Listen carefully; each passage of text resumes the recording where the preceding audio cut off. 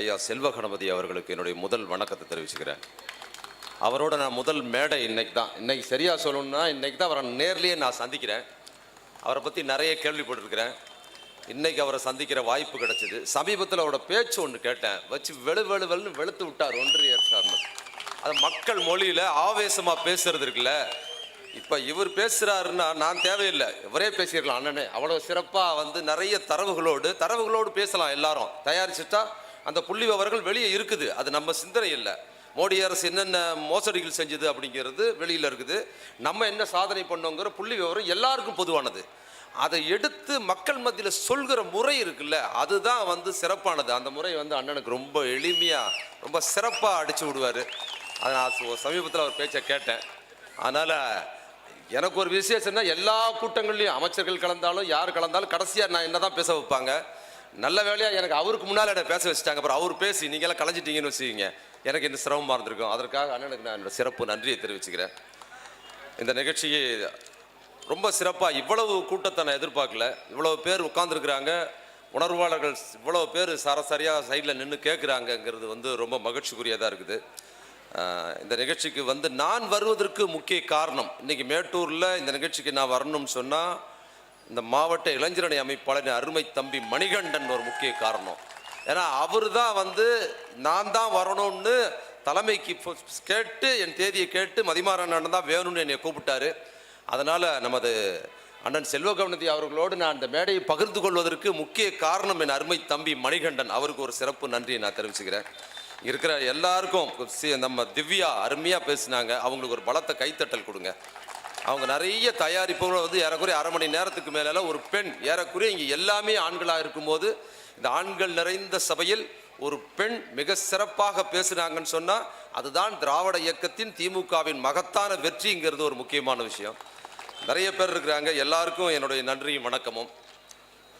இந்த மேட்டூர் அணை இருக்குல்ல, இந்த மேட்டூர் அணை கட்ட ஆரம்பித்தது 1925 கட்ட ஆரம்பித்த இந்த மேட்டூர் அணை இன்னைக்கு தமிழ்நாட்டை செழிப்பாக்குகிற வளமாக்குகிற ஒரு மண்ணா மாறி. தம்பி கையெழுத்தலாம் அப்புறம் வாங்கிக்கலாம், ஓரமாக வை. வளமாக்குகிற ஒரு பகுதியாக மாறி இன்னைக்கு மேட்டூர் அணை காவிரியிலிருந்து தண்ணீர் திறந்து விட்டால் அந்த திறந்து விட்ட மேட்டூர் அணை இன்னைக்கு 25 ஆரம்பிச்சு இன்னைக்கு தமிழ்நாட்டையே வறட்சி இல்லாமல் பார்த்துக்கிற ஒரு சிறப்பான பகுதியாக மேட்டூர் அணை 25 ஆரம்பிக்கப்பட்டது. எப்படி மேட்டூர் அணை காவிரியை தேக்கி வைத்து தமிழ்நாட்டை வளமாக வைத்திருக்கிறதோ 1925 ஆரம்பிக்கப்பட்டது. அதுபோல் தமிழ்நாட்டில் தந்தை பெரியாரால் ஆரம்பிக்கப்பட்ட சுயமரியாதை இயக்கமும் 1925 தான் ஆரம்பிக்கப்பட்டது. அன்று ஆரம்பிக்கப்பட்ட அந்த இயக்கம் இன்று வரை தமிழ்நாட்டை எதிரிகள் அண்டவிடாத ஒரு மாபெரும் மாநிலமாக இருக்குது என்றால் அதற்கு தந்தை பெரியாரின் சுயமரியாதை இயக்கம் 1925 ஆரம்பிக்கப்பட்டது முக்கிய காரணம். இந்த போர் குணம் இருக்குல்ல, நம்மளோட இந்த போர் குணம் தொடர்ந்து இந்தி திணிப்பை நம்ம மேல மட்டும் தெரியல, நமக்கு மட்டும் நீட் கொண்டு வரல, நமக்கு மட்டும் இப்போ கல்வி திட்டத்தை அவங்க புதிய கல்விக் கொள்கைன்னு சொல்லி குலக்கல்வி திட்டத்தை நம்ம மேலே மட்டும் தெரியல, இந்தியா முழுக்க திணிக்கிறாங்க. இந்தியா முழுக்க எல்லா மாநிலமும் சும்மா கிடக்குது. ஆனால் நாம மட்டும் ஏன் போராடுகிறோம் அப்படின்னா இந்த போராட்ட முறைங்கிறது நம்மிடம் ஏறக்குறைய 100 ஆண்டுகளாக நமது ஜெனட்டிக்ல நம்ம ரத்தத்தில் நமது தந்தை பெரியார் நம்ம மேல ஏற்றி விட்டுருக்கிறாரு. அதனால் எவ்வளவு பெரிய எதிரிகள் வந்தாலும் நம்ம ஓட விடுவோம் என்பதற்கு தான் இந்த கண்டன கூட்டம். நிறைய பேசினாங்க, நம்ம தோழர்கள்லாம் சிறப்பாக பேசினாங்க. ஒரு நாட்டின் மீது அந்நிய படையெடுப்பு நடக்குதுன்னு வச்சுக்கோங்க. ஒரு நாட்டின் மீது அந்நிய படையெடுப்பு நடக்கும்போது அந்த நாட்டின் எல்லையில் நின்று அந்த மக்களுக்காக யார் நாட்டை பாதுகாக்க முதல் ஆளாக நிற்கிறாரோ அப்படி நிற்பவருக்கு பேர் தான் என்னது, தளபதி. அப்படி தமிழ்நாட்டை தாங்குகிற பாதுகாக்கிற ஒரே தளபதி நமது தலைவர் முதலமைச்சர் அவர்கள் மட்டும்தான். வேற யாரெல்லாம் தளபதி கிடையாது. டைட்டில் சினிமாவில் போட்டுக்கலாம், பஞ்ச் டைலாக் சினிமாவில் பேசலாம். நடைமுறையில் பிரச்சனைன்னு வந்தா எங்க வரணும், பனையூர்ல உட்காந்துருக்கணும், இல்லைன்னா மண்டபத்தில் உட்காந்துருக்கணும், இல்லைன்னா என்ன பண்ணணும், நம்ம எடப்பாடியார் மிச்சர் வாங்கி சாப்பிட்டு டெல்லிக்கு ஓடிடணும். இன்னைக்கும் சொல்றேன், தமிழ்நாட்டில் போர் குரலாக தொடர்ந்து போராடுகிற ஒரே போராளி ஒரே தளபதி தலைவர் முதலமைச்சர் அவர்கள் மட்டும்தான். அவர் போற அறிவிச்சிட்டாரு. இது இந்த மாதம் இன்னைக்கு முடியுது, நாளையோட முடிய போகுது இந்த மாதம் மார்ச் மாதம் என்பது தலைவர் பிறந்த நாள் ஒரு மாதம். அப்படித்தான் நாங்கள் ஆரம்பிச்சோம். சரியா 3ஆம் தேதி தலைவர் பிறந்தநாள் நிகழ்ச்சி, 2ஆம் தேதி பிறந்தநாள் முடிஞ்சு 3ஆம் தேதி பிறந்தநாள் நிகழ்ச்சி. அதிலிருந்து ஆரம்பிச்சு தொடர்ந்து பேசுறேன். 3ஆம் தேதி நான் சென்னை வந்து ஆர்டி சேகர் அவர் வந்து ஆரம்பிச்சார். தொடர்ந்து பிறந்தநாள் நிகழ்ச்சி தான் வந்தது. அதற்கு பிற்பாடு ஒன்றிய அரசு மிக மோசமான நடவடிக்கையில் வந்ததுக்கு பிற்பாடு தலைவர் பிறந்தநாள் நிகழ்ச்சியை கொண்டாட்டத்தை விட என்ன ஆயிடுச்சுன்னா கண்டன பொதுக்கூட்டங்களை தான் மாறிட்டோம். தலைவர் சொல்லிட்டார், என் பிறந்த நாளை கொண்டாடுறது முக்கியம் இல்லை, அதை விட முக்கியம் நம் நாட்டை பாதுகாப்பது. நம் நாட்டின் மீது போர் தொடுத்திருக்கிறார்கள், அதை நாம் தடுத்து நிறுத்து, நம் கல்வியை நம் மக்களை பாதுகாக்க வேண்டிய கடமை இருக்குது, அதை செய்யுங்கன்னு சொல்லிட்டாரு. இந்த ஆரம்பிச்சு தினமும் தமிழ்நாடு எங்கும் நம் மொழியை பாதுகாப்பதற்காக நல்லா தெரிஞ்சுங்க. 38 ஒரு இந்திய எதிர்ப்பு போராட்டம் நடந்தது, 65 மாபெரும் இந்திய எதிர்ப்பு போராட்டம் நடந்தது. அதுபோல் 25 ஒரு மாபெரும் இந்திய எதிர்ப்பு போராட்டம் இப்ப நடந்துகிட்டு இருக்குது. இந்த வரலாற்றில் நாம் பங்கெடுத்திருக்கிறோம். சாதாரண நிகழ்வு அல்ல. என்ன சொல்றான், இந்தி படிச்சா வேலை கிடைக்கும். இப்போ வந்தா டீ குடிச்சோம், வர வழியில நாங்க நண்பர்லாம் வந்து ஒரு கடையில் டீ குடிச்சோம்.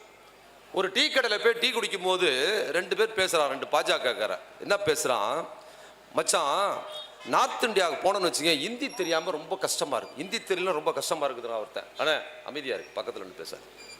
ஹிந்தி தெரியாம கஷ்டமா இருக்குதுன்னா ஒருத்தன். இன்னொருத்தர் சொல்றான், ஆமாண்டா மச்சான் உண்மைதான், இந்த திமுக ஹிந்தி படிக்க வேணான்னு சொல்லிட்டு என்ன பண்ணிட்டான், நம்ம நார்த் இந்தியாவுக்கு போனால் ஒண்ணுமே பண்ண முடியல, அவ்வளோ கஷ்டப்படுறோம் ஹிந்தி தெரியாமன்னு அவன் சொல்றான். சுத்தி இருக்கிற 4 பேர் வேடிக்கை பார்க்கறான். ஆமா இல்ல அப்படிங்கிற மாதிரி ஒரு பொய்யை சுத்தி இருக்கிற சமூகத்துல உண்மை மாறி சித்தரிக்கப்பட்டது.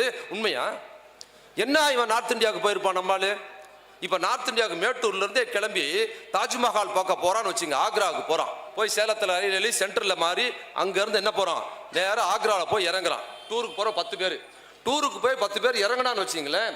இறங்கின அந்த 10 பேரும் இறங்கினவன டூருக்கு போய் இறங்கினவன என்ன பண்ணுவான் தெரியுங்களா, இறங்கின உடனே இறங்கி தாஜ்மஹாலை தான் பார்க்க போவான். எங்க தாஜ்மஹால்னு தேட மாட்டான். இறங்கின உடனே டூருக்கு போன என்ன தெரியுமா பார்ப்பான், இறங்கின உடனே எங்க ஒயின் ஷாப் இருக்குன்னு தேடுவான். டூருக்கு போறவன் பூரா எங்க ஒயின் ஷாப்னு இறங்கி ஒவ்வொரு இடமா போய் கேட்கறான். இந்திக்காரன்ட்ட ஒயின் ஷாப் எங்க, ஒயின் ஷாப் எங்க. அவனுக்கு இங்கிலீஷ் தெரியாது. அவன்கிட்ட நீங்க டீன்னு சொன்னாலே தெரியாது இந்திக்காரனுக்கு, சாயான்னு சொன்னாதான் தெரியும்.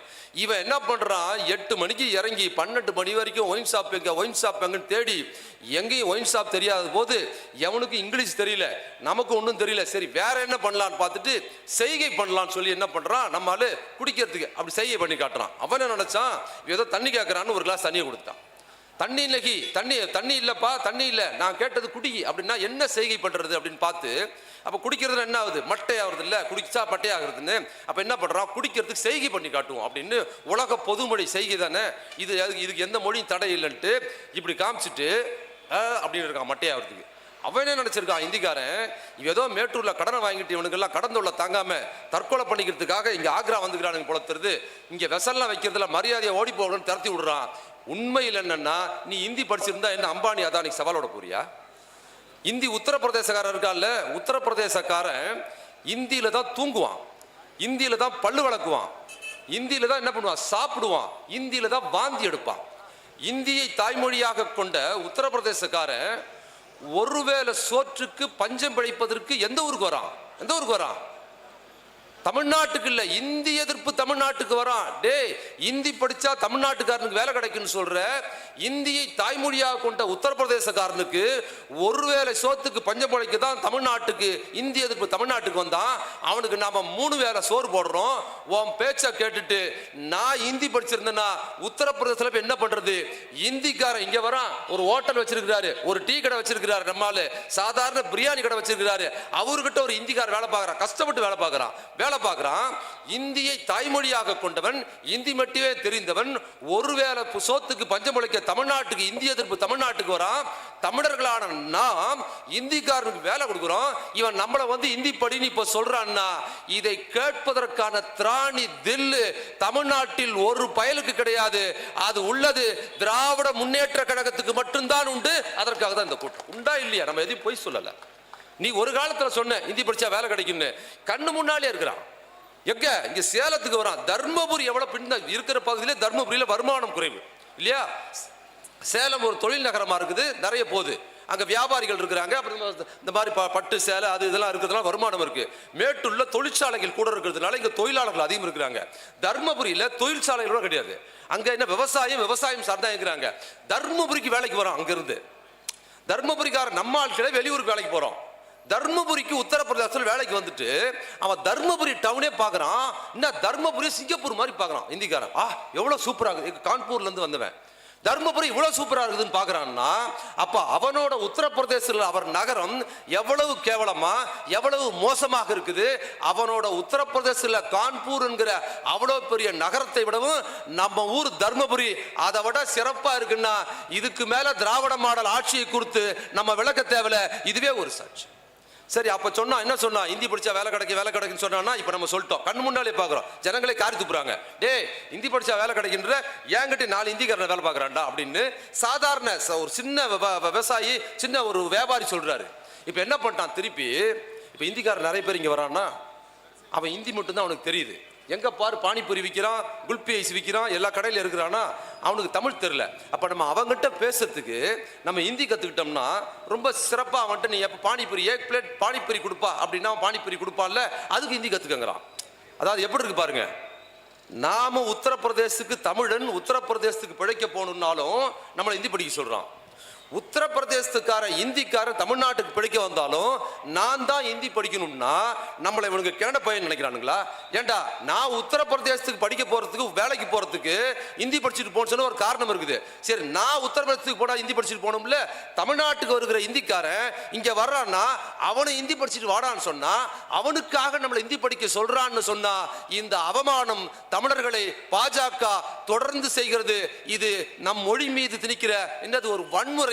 இந்தி என்பது நமது படிப்பல்ல, நமது படிப்பை தடுக்கிற விஷயம். ஒரு ஊருக்கு போனா அந்த மொழியை கத்துக்கிட்டு போனா ஓஹோன்னு ஆயிடுறாங்களே, உண்மையா? நம்ம ஊர்ல சேட்டு இருக்காங்கல்ல, இங்க மார்வாடிகள் இருக்காங்கல்லங்க, ஊர்ல இருக்காங்கல்ல, இருக்காங்க, தர்மபுரியில் இருக்காங்க, சேலத்தில் எல்லா ஊர்லயும் இருக்காங்கல்ல. 50-100 வருஷத்துக்கு முன்னால மார்வாடிகள் வந்தாங்க. ராஜஸ்தான்ல இருந்து வந்தாங்க மார்வாடிகள். ராஜஸ்தான்ல இருந்து வந்த மார்வாடிகள் அவங்க அங்கிருந்து கிளம்பும் போது அவங்களுக்கு வந்து தமிழே தெரியாது. இந்த மேட்டூருக்கு வராங்க, மேட்டூர்ல உள்ள கிராமத்துள்ள போறாங்க, வட்டி கடை வைக்கிறாங்க. அங்க இருக்கிற பெண்கள் கிட்ட வட்டி கடைக்கு ஏதோ சின்ன புடவையெல்லாம் வைப்பாங்க. வருமானம் ரொம்ப கூலி தொழிலாளியா இருக்கிற குடும்பத்துல வட்டி கடை வச்சு மார்வாடி வந்து வைப்பாரு. கூலி தொழிலாளர் பெண்கள் வீட்டில் திடீர்னு விருந்தாளிக்கு வந்துடுவாங்க, ஒண்ணுமே இருக்காதுங்க. நகையை விற்போம் வட்டி கடைக்கு, வேற மூக்குத்தி வைப்பாங்க, கழுத்து இருக்கிற தாளிகள் தங்கத்தை கூட வைப்பாங்க. சில நேரங்களில் அந்த பெண்கள் கிட்ட நகை இருக்காது, ஒன்றும் இருக்காது, நல்ல பாத்திரத்தை கூட அடகு வைக்கிறது இருக்காது. திடீர்னு வீட்டுக்கு விருந்தாளி வந்திருக்கோம், அவங்களுக்கு ஒரு நல்ல கரிசோறு வாங்கி போடணும், கையில காசு இருக்காது. என்ன தெரியுமா பண்ணுவாங்க, அந்த அம்மாட்ட ஒரே ஒரு நல்ல புடவை இருக்கும், ஒரே ஒரு நல்ல புடவை இருக்கு, 2000 ரூபா 3000 ரூபா கொடுத்து எப்போ வாங்கினது, வேற வழி இல்லாம அந்த புடவையை முந்தானில் மறைச்சு வச்சுக்கின்னு வெளியே போய் சேட்டுக்கிட்ட கொடுத்தா அந்த புடவையும் வாங்கி வச்சுக்கிட்டு சேட்டு 2000 ரூபாய் புடவை வச்சுக்கிட்டோ, சேட்டு ஒரு 1000 ரூபாய் கூடிய அவசரமானு கேட்டா அவர் என்ன பண்ணுவாரு, இது 1000 ரூபாய்லாம் வராதுமா, இதுக்கு 500 ரூபாய் தான் சொல்லி 500 ரூபாய் கொடுப்பாரு. கொஞ்ச நாள் பொறுத்து அந்த புடவையை அந்த அம்மாவை மீட்க கூட முடியாது. ஆனா ராஜஸ்தான்ல இருந்து வராருல சேட்டு, வரும்போது தமிழ்நாட்டில் மேட்டூர் பக்கத்துல மேச்சேரியில போய் நான் கடை வைக்க போறேன், அங்க இருக்கிற மக்களுக்கு தமிழ் மட்டும் தான் தெரியும், எனக்கு தமிழே தெரியாது, அதனால 6 மாசம் நான் தமிழ் படிச்சுட்டு போய் மேட்டூர்ல வட்டி கடை வைக்கிறேன்னு படிச்சுட்டு வந்தாரா? 50 வருஷமாவது. இன்னைக்கும் தமிழ்நாட்டில் வந்து நிம்பிளிக்கின்னு பேசுற சேட்டு, தமிழே தெரியாத மார்வாடி, தமிழ் மட்டும் தெரிந்த நம்ம கிட்ட வந்து நம்மளை விட அதிகமாக வணிகம் பண்ணி பெரிய கோடீஸ்வரன் ஆகி தமிழ்நாட்டில் சொத்து சேர்த்து கட்டடம் கட்டி பெரிய ஆளா போறாங்க. அவங்க இவ்வளவு பெரிய ஆள் ஆனா தமிழ்நாட்டுக்காரன் உத்தரப்பிரதேசத்தில் போய் டீ ஆத்துறதுக்கு நீ இந்தி படிச்சுட்டு வாடா அப்பதான் சிறப்புன்னு சொல்றான்னா, எங்களை பார்த்தா உங்களுக்கு கேன பைய மாதிரி தெரியுதா? நாங்க ஒன்னும் அதிமுக ஆட்சி இங்க நடக்கல, இது புரட்சிகரமா மொழியை பாதுகாத்திற்காக உயிரை கொடுத்த திராவிட முன்னேற்ற கழகத்தின் ஆட்சி நடக்குது. நீ பேசுறது இங்க நடக்குது. இவ்வளவு பிரச்சனை போதுங்க, இவ்வளவு சீரியஸா போ. தெரிஞ்சுங்க, நீங்க இந்தி மொழி சாதாரணமா நினைக்காதீங்க. இந்தி மொழி திணிப்புங்கிறது இன்னைக்கு புதுசு இல்ல. நான் முதல்ல சொன்னல, ஏன் தொடர்ந்து போராடுறோம்னா 1938 ஒரு சம்பவம் இருக்குது, அதை சொல்றேன். நம்ம திவ்யா பேசும்போது அது கோடிட்டு காமிச்சாங்க. ஏன் நம்ம வந்து இந்தியை எதிர்க்கிறோம், இது புதுசு கிடையாது. உங்க பக்கத்துல இந்த மாவட்டத்துக்கு பக்கத்துல அண்ணன் சேலம் பக்கத்துல தானே, தர்மபுரி பக்கத்துல ராஜாஜி ஊர், சொந்த ஊர். ராஜாஜின்னு ஒருத்தர் இருந்தாரு. 1938 வெள்ளக்கார ஆட்சியில அவர் முதலமைச்சராக இருந்தாரு. அவர் பேர் ராஜாஜி. அவர் பேர் ராஜாஜி கிடையாது, அவர் பேர் ராஜகோபால். இந்த ராஜாஜிங்கிறது ஒரு இந்தி குறியீடு. 1930களில் முதல்லயே தமிழ்நாட்டுக்குள்ளார இந்தியை திணிப்பேன் என்கிற ஒரு இந்தி பேரின் அடையாளத்தோடு புழங்கியவர் தான் ராஜாஜி. அவரோட சொந்த பேர் ராஜகோபால்னு சொன்னா யாருக்குமே தெரியாது. அப்படின்னா ராஜாஜின்னு இந்தி குறியோடு இருந்த அவரு 38 முதலமைச்சராக இருக்கிறார். முதலமைச்சராக இருக்கும்போது என்ன பண்றாரு தெரியுங்களா? முதலமைச்சராக இருக்கும்போது வந்த உடனே என்ன பண்ணாரு, சுத்து வட்டாரத்தில் இருக்கிற சாராயங்கள்லாம் மூட்டாருங்க, எல்லா சாராயங்களையும் மூட்டாரு. ஆஹா இவரல்லவா மகாத்மா, இவரல்லவா சிறந்த மனிதர், மக்கள் குடிச்சு கெட்டு போறாங்களேன்னு சாராய கடை மூடினார்னு எல்லாரும் கொண்டாடினாங்க. ராஜாஜி சிறந்த முதலமைச்சர், சிறந்த முதலமைச்சர்னு மூடினார்ல. மூடிட்டு மறுவாரம் என்ன பண்ணார் தெரியுங்களா? மறுவாரம் நீதி கட்சி ஆட்சி திறக்கப்பட்ட 3500 பள்ளிக்கூடத்தை மூட்டார். ஏப்பா சாராய கடை மூணா சரி, ஏன்பா 3500 பள்ளிக்கூடம் படிக்கிற ஆரம்ப பள்ளிக்கூடத்தை 3000 பள்ளிக்கூடத்தை ஏயா மூணா அப்படின்னு எல்லாம் கேட்டா அதுக்கு ஒரு காரணம் சொன்னார். நல்லா தெரிஞ்சுங்க, அது இன்னைக்கு நடக்குது. என்ன காரணமா சொன்னாரு? நான் சாராய கடையை மூடிட்டேனா, சாராய கடை மூடினதுனால கவர்மெண்ட்டுக்கு வருமானம் குறைஞ்சு போச்சா, வருமானம் குறைஞ்சதுனால அரசாங்கத்தால் பள்ளிக்கூடம் நடத்த முடியல, அதனால பள்ளிக்கூடத்தை மூட்டேன். எப்படி இது பேர்? அப்போ அவர் நம்ம குடிக்கிறோம் என்பதற்காக சாராய கடையை மூடல, நாம படிக்கிறோம் என்பதற்காகத்தான் அவர் சாராய கடை மூடினாரு. பள்ளிக்கூடத்தை மூடுவதற்காகத்தான் சாராய கடை மூடி இருக்கிறாரு. இந்த சாராய கடை எதிர்ப்பு போராட்டம், சாராயத்தை ஒழிப்பேன்னு சொல்வதற்கு பின்புலத்தில் பார்த்தீங்கன்னா இந்தி திணிப்போடு 100 வருஷத்துக்கு முன்னால, 85 வருஷத்துக்கு முன்னால என்ன ஆகுதுன்னா நமது கல்வியை குழி தோண்டி புதைப்பதற்கான சதி இருக்குது.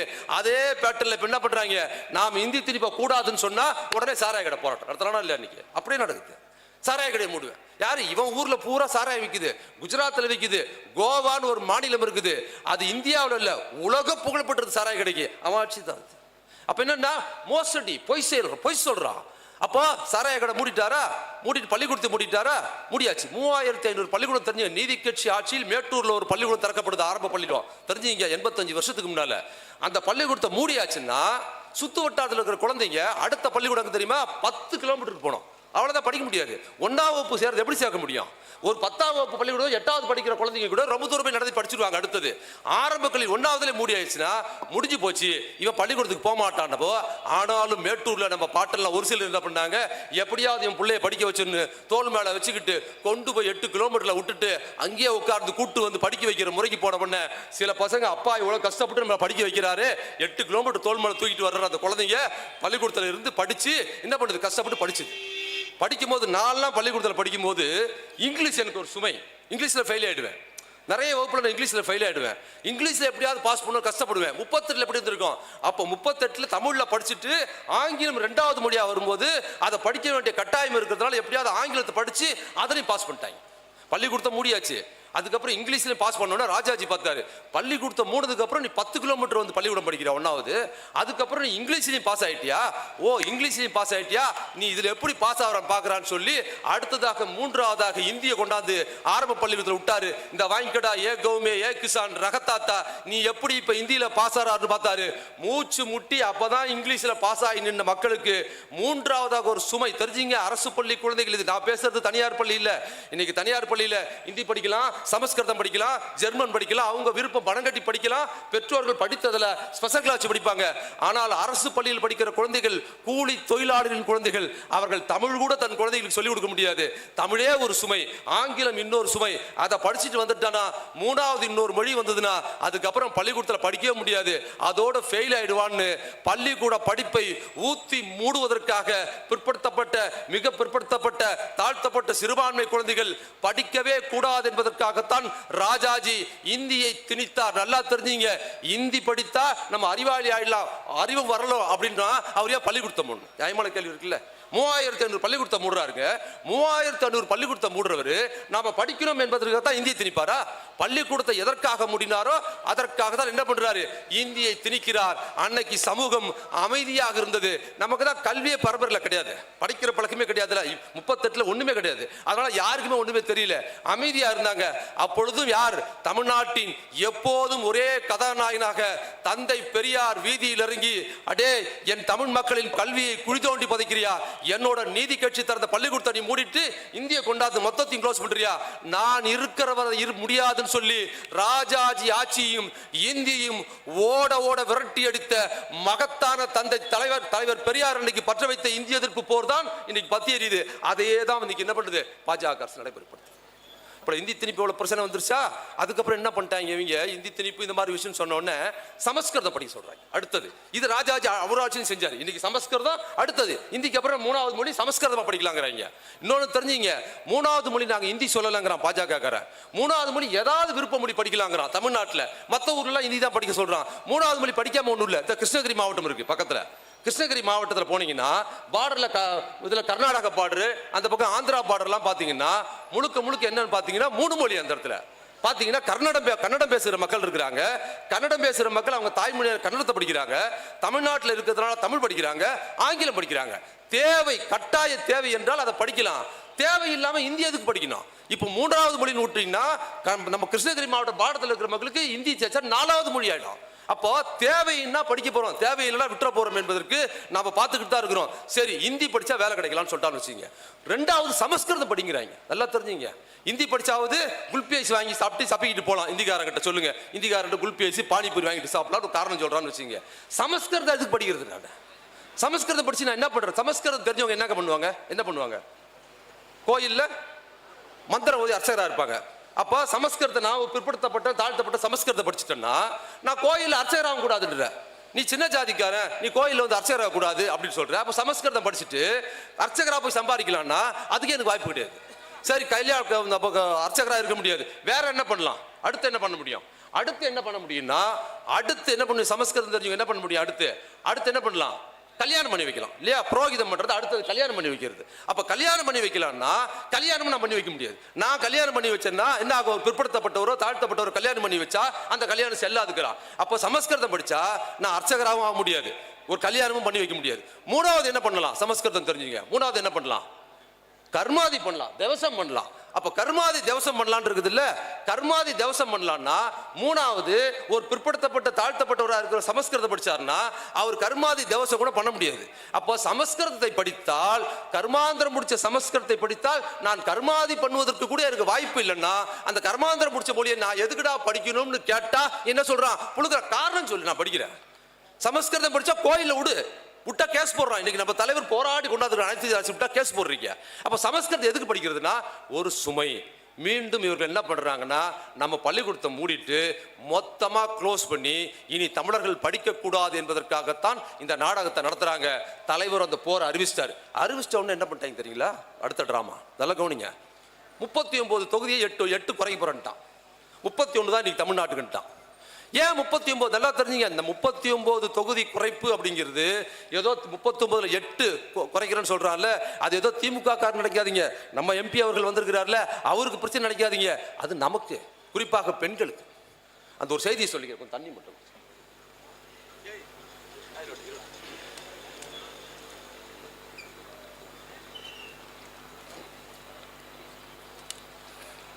முப்பத்தி 39 என்ன சொல்றான் தெரியுமா? காரணம் தெரியுமா ஏன் தொகுதியை குறைக்கிறேன்னு? நீங்க மக்கள் தொகையில கம்மி ஆயிட்டீங்க.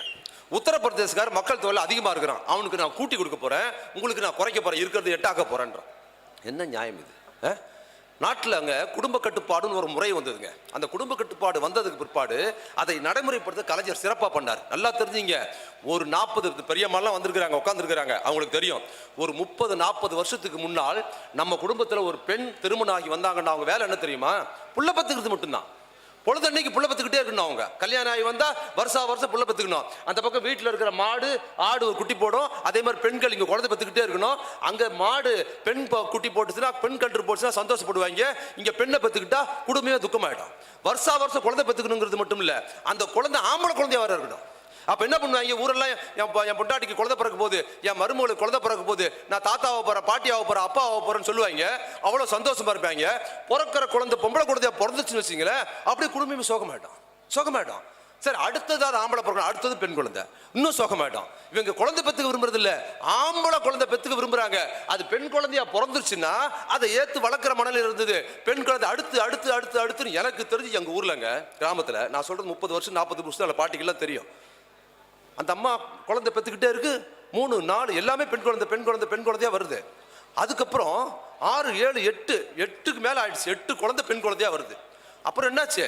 பெற்றுக்கிட்டே இருக்காங்க 8 குழந்தை. நம்ம ஆட்களுக்கு தெரியுங்களே, ஆண் குழந்தை பெற்றுக்கிட்டே இருக்க பெண்களுக்கு பிள்ளை பேருங்கிறது சாதாரண விஷயம் இல்லை, ரொம்ப துயரம். ஒரு பெண் பிள்ளை பேருக்காக ஒரு பெண் பிள்ளை பெற்றுக்கும் போது தன் உயிரையே என்ன பண்றா? மறுஜென்மம் மாதிரி பிள்ளை பெற்றுக்கிறா பெண்ணு. அந்த அளவுக்கு சிரமப்பட்டு பெண் குழந்தை பெற்றுக்கிறாங்க. நம்மளுக்கு என்ன தெரியும்? வாசல்ல உட்காந்துக்கிட்டு ரொம்ப சாதாரணமா என்ன அது சுகப்பிரசவம் பாய், அதாவது உலகத்திலேயே குழந்தை பெற்றுக்கொள்வதை சுகம்னு சொன்ன ஒரே ஊர் நம்ம ஊர் தான். பிள்ளை பத்து ஆம்பளை முன்ன பிள்ளை பத்து இருந்தானே, அதான் பெரியார் சொன்னாரு, என் தாய் குலமே நீங்க பிள்ளை பத்துக்காதீங்க, ஆண்கள்லாம் வளர்ந்து போய்கிட்டே இருக்கிறான், நீங்க பிள்ளை பத்துக்கிட்டே இருந்தீங்கன்னா பெண்கள் கீழே போய்கிட்டு இருப்பீங்க, சமமா இருக்காது, குழந்தை பத்துக்கிறத கம்மி பண்ணுங்கன்னு சொன்னா இவங்களுக்கு சாதாரண நிகழ்வு சுகப்பிரசவம். அதாவது இவ்வளோ கஷ்டப்பட்டு பத்துக்கிறத இங்கிலீஷ்ல நார்மல் டெலிவரின்னு சொல்றான், தமிழ்ல சுகப்பிரசவம்னு. பெண்கள் பொழுதுன்னைக்கு குழந்தை பத்துக்கிட்டே இருக்கணும். அது மாதிரி அந்த அம்மாவுக்கு 8 குழந்தை, 8 பெண் குழந்தை. அப்போ ஊர்ல ஒருத்தர் வளையல் போடுறவர் வந்தாருங்க. அப்பெல்லாம் வளையல் போடுற வீடு வீடா வளையல் போடுவாங்க.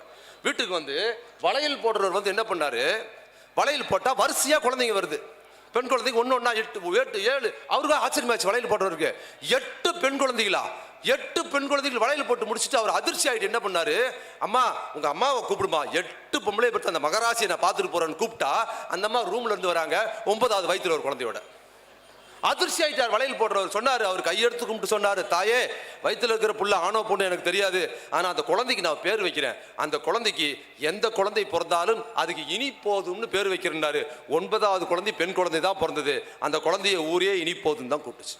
எப்படி சமூகத்தில் பெண் குழந்தை பிறக்க கூடாதுன்னு நினைக்கிறது, கருவிலே பார்த்துட்டு என்ன பண்றது, ஸ்கேன் பண்ணி பெண் தெரிஞ்சா அழிச்சிடுறது, அப்படியே பிறந்துருச்சுன்னா கள்ளிப்பால் ஊத்தி கொள்றது. அப்படிங்கிற சமூகத்துக்குள் பெண் குழந்தை பெற்றுக்கொள்வதற்கே துயரம்பட்ட பெண்களுக்கு வெறும் குழந்தை பெற்றுக்கொள்வதுதான் சமூகத்தில் அப்படியே இருந்தது. பெரியார் சொன்னாரு, குடும்ப கட்டுப்பாடு வந்தது. குடும்ப கட்டுப்பாடு வந்து தலைவர் கலைஞர் அதை தீவிரமா நடைமுறைப்படுத்துறதுக்கு பிற்பாடு நம்ம தாய்மார்கள் என்ன பண்ணாங்க, குழந்தை பெருப்பை கம்மி பண்ணாங்க. எங்க அப்பாவும் எங்க அம்மாவுக்கும் 2 புள்ள, நானும் என் தம்பி மட்டும்தான். நாம் இருவர் நமக்கு இருவர் முடிவு பண்ணிட்டாங்க. இப்ப எனக்கும் என் மனைவிக்கும் பாத்தீங்கன்னா ஒரே ஒரு பையன். நாங்க என்ன முடிவு பண்ணிட்டோம், நாம் இருவர் நமக்கு ஒருவர் முடிவு பண்ணிட்டோம். இப்ப என் பையனுக்கும் மருமகளுக்கு 2 வருஷம் ஆச்சு கல்யாணம் பண்ணி. தலைவர் வந்தார் கல்யாணத்துக்கு, நமது இளைஞரணி செயலாளர் வீட்டுக்கு வந்தார், துணை முதலமைச்சர் வந்தார், எல்லாரும் வந்தாங்க வீட்டுக்கு. 2 வருஷம் ஆச்சு கல்யாணம் பண்ணி. என் மருமகளும் என் மகன் எடுத்து முடிவு பண்ணிருக்காங்க, நாம் இருவர் நமக்கு எதுக்கு இன்னொருவர் மாறிட்டாங்க. அவங்க சமூகம் அறிவார்ந்த சமூகமாக அடுத்த கட்டத்துக்கு திராவிட இயக்க சிந்தனையோடு போது. குடும்ப கட்டுப்பாடு நிறுத்தினதுக்கு பிற்பாடு பெண்கள் இன்னைக்கு என்ன இருக்கிறாங்க, பொது வழியில் ஆண்களை விட தாண்டி எங்கேயோ வளர்ந்து போறாங்க. இந்த 10ஆம் வகுப்பு தேர்வு நேற்று ஆரம்பிச்சிருச்சு, 12ஆம் வகுப்பு தேர்வு முடிஞ்சிருச்சு. ஒவ்வொரு ஆண்டு தேர்வு முடியிலும் பெண் குழந்தைகளோட மார்க் ஆண் குழந்தைகளை விட அடி தூள் கிளப்பி படிக்குதுங்க. எப்படி படிக்குதுங்க, டே எங்களை 2000 வருஷமா படிக்காம வச்சிருந்தீங்க, இந்த வாங்கிக்கிட்டா லெஃப்ட் ரைட் கொடுக்குற மாதிரி நம்ம பெண் குழந்தைகள் அவ்வளவு சிறப்பா கொண்டாடி படிக்குது. எங்கேயோ போறாங்க பெண்கள், வேலைக்கு போறாங்க, ஆணுக்கு சமமா வந்திருக்கிறாங்கன்னா இது பின்புலத்தில் பெண் வாழ்க்கையை மேம்படுத்தியதில் குடும்ப கட்டுப்பாடின் முக்கியத்துவம் ரொம்ப முக்கியமானது. குழந்தை பிறப்பை வரையறை செய்ததால் தான் பெண்களுக்கு சொந்த நேரம் கிடைக்குது, சொந்த சினிமா பார்க்கப்படுது, சொந்த உணவு சாப்பிட மாட்டுது. வெறும் புள்ள பத்துக்கிட்டு இருந்தாங்கன்னா வெளி உலகம் இருக்காது, நல்ல உணவு கூட இருக்காது. இந்த மாற்றம் சிறப்பாக நடந்திருக்குது. ஒரு பெண் குழந்தை பிறந்தால் சிசுவில் கொள்வது, கள்ளிப்பால் ஊத்தி கொள்கிற இந்த சமூகத்துக்குள் 30-40 வருஷத்துக்கு சமூகத்துக்குள் இதே ஊரில் இன்னைக்கு ஒரு பெண் குழந்தை பிறந்ததுன்னா ஒட்டுமொத்த குடும்பமும் முதல் பெண் குழந்தைய அப்படியே அலேக்கா தூக்கி எங்க வீட்டுக்கு இளவரசி பிறந்திருக்கிறான்னு கொண்டாடுறாங்க. பாத்தீங்களா, அதற்கு பின்னால் தந்தை பெரியார், அண்ணல் அம்பேத்கர், திராவிட இயக்கம், கலைஞர் இருக்கிறார்னு தெரிஞ்சுங்க. என் அருமை மக்களே, இங்க வந்திருக்கிற ஆண்களே, உங்கள் மகளுக்கு எதிரான வன்முறையை பாஜக அரசு தூண்டி விடுது, உங்கள் சகோதரிக்கு எதிரான வன்முறையை இந்த பாஜக அரசு தூண்டி விடுது. வரும் காலத்தில் நமது பெண்களின் வாழ்க்கையை வெறும் பிள்ளை பெறும் எந்திரமாக்கி சீரழிப்பதற்கான ஒரு திட்டம் தான் இந்த குடும்ப கட்டுப்பாடுக்கு எதிராக பிள்ளையை குறைவா பத்திங்கன்னு சொல்ல வராங்க. இதை புரிஞ்சுங்க. இது நாடாளுமன்ற உறுப்பினர்களுக்கு பிரச்சனை கிடையாது. நாங்க அண்ணெல்லாம் இருக்கார் நாடாளுமன்றத்தில், ஏன் தெரியுமா பண்றாங்க, தெரிஞ்சுங்க. ஏன் தெரியுமா நாடாளுமன்ற பிரச்சனை பண்றாங்க? இந்தியா முழுக்க நிறைய எம்பிகள் இருக்காங்க, நம்ம ஊர்ல இருக்கிறாங்க. ஆனா திமுக எம்பிகள் இருக்காங்கல்ல, திமுக எம்பிகள் அவங்க நம்ம ஊருக்கு மட்டும் பேசுறது இல்ல. நான் சொன்னேன்ல முதல்ல, நீட் எல்லா ஊர்லயும் இருக்குது, எல்லா ஊருக்காரும் சும்மா தான் இருக்கான், நம்ம தான் சண்டை போடுறோம் எல்லா ஊருக்கும். புதிய பொருளாதார இது 10% இடஒதுக்கீடு எல்லாரும் ஓட்டு போட்டாங்க, கூட்டணி கட்சி உட்பட, இங்க இருக்கிற சிபிஎம் உட்பட ஓட்டு போட்டாங்க. ஆனா நம்ம தான் ஃபைட் பண்ணோம். அது மட்டும் இல்ல, இந்த இப்ப வந்திருக்கிற இந்த கல்வி திட்டம் வந்திருக்குதுல, அதுக்கு நம்ம தான் ஃபைட் பண்றோம். நம்ம இந்திங்கிறது எல்லா ஊருக்கு திணிக்கிறான், நம்ம தான் ஃபைட் பண்றோம்.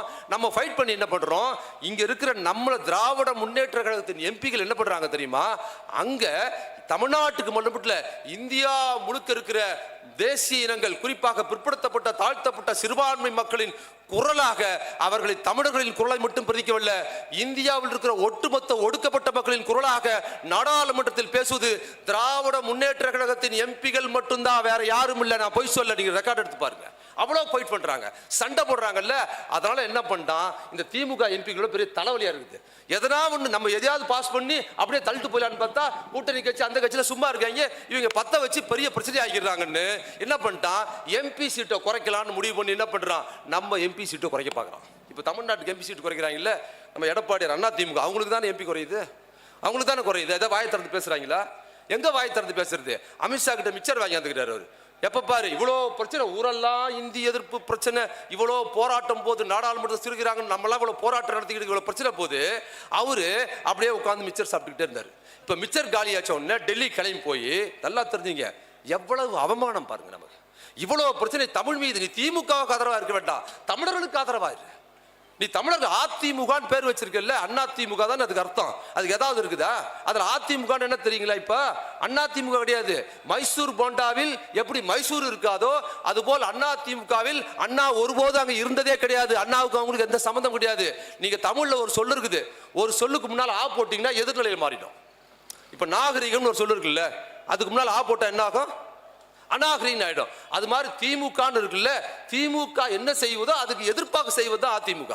திமுகவுக்கு முன்னால் ஒரு ஆ போட்டீங்கன்னா அது என்ன ஆகுது? திமுக எதிர்ப்பு. அப்ப திமுக என்பது திராவிட இயக்கத்தின் நாகரிகம் திமுக. அதிமுகங்கிறது என்ன? திராவிட இயக்கத்தின் அநாகரிகம் அதிமுக என்பதை இன்னைக்கு தமிழர் விரோத நடவடிக்கைகள்ல எடப்பாடி அம்பலப்பட்டு நிற்கிறாரு. இவ்வளவு பிரச்சனை போது, ஊரே கொந்தளிச்சு நிக்குது. கொஞ்சமும் கூச்சல் இல்லாம அமித்ஷா கிட்ட போய் நீங்க கூட்டணி பேசிட்டு வரீங்கன்னா இதுக்கெல்லாம் எங்க மக்கள் எல்லாம் கூப்பிட்டு தலையை விட்டிருக்கல. எவ்வளவு மோசம்! கொஞ்சம் கூச்சம் இல்லாம கூட்டணி பத்தி பேசுறார். கேட்டா தமிழ்நாட்டு பிரச்சனை பத்தி பேசுறிய, ஒரு போராட்டம் நடத்துறியா தமிழ்நாட்டுல? இந்தி திணிப்புக்கு எதிராக ஒரு போராட்டம் நடத்திருக்கியா? ஏதாவது பண்ணிருக்கீங்களா? அப்போ இவங்க நோக்கம் என்ன? இவங்க அவங்களுக்கு என்ன தெரியுமா? தமிழ்நாட்டில் என்ன தெரியுமா? 39 தொகுதி 8 கொதிக்கிறாங்கல்ல. எடப்பாடி என்ன தெரியுமா கருதுறாரு? 39ல் 8 இல்லை, நீ மொத்தத்தை கூட குறைச்ச எனக்கு கவலை இல்லைங்கிறார். ஏன்னா இப்போ 40 தொகுதி இருக்கு நமக்கு தமிழ்நாட்டுக்கு, மொத்தம் 40 தொகுதி இருக்குல்ல.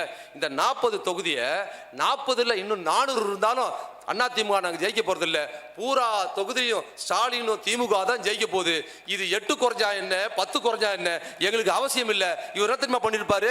நேரம் அமித்ஷா போய் பார்த்து, ஜி நீங்க அந்த 8 தொகுதியை குறைக்கிறீங்கல்ல, 8 தொகுதி எல்லாம் குறைக்காதீங்க, ஒரு 18ஆ குறைங்க. இனி நாங்க திமுகவை ஜெயிக்க வைக்கிறதுக்கு வாய்ப்பே இல்லை.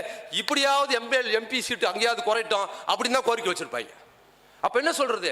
எதற்காக சுத்தி வளர்ச்சி நம்மள கல்விக்கு நிதி கேட்டா கொடுக்க மாட்டாங்க, பணம் கொடுக்க மாட்டாங்க தெரியுங்களா? அது ரொம்ப முக்கியமானது. ஏன் தெரியுமா கொடுக்க மாட்டாங்க, பணம் கொடுக்க மாட்டாங்க?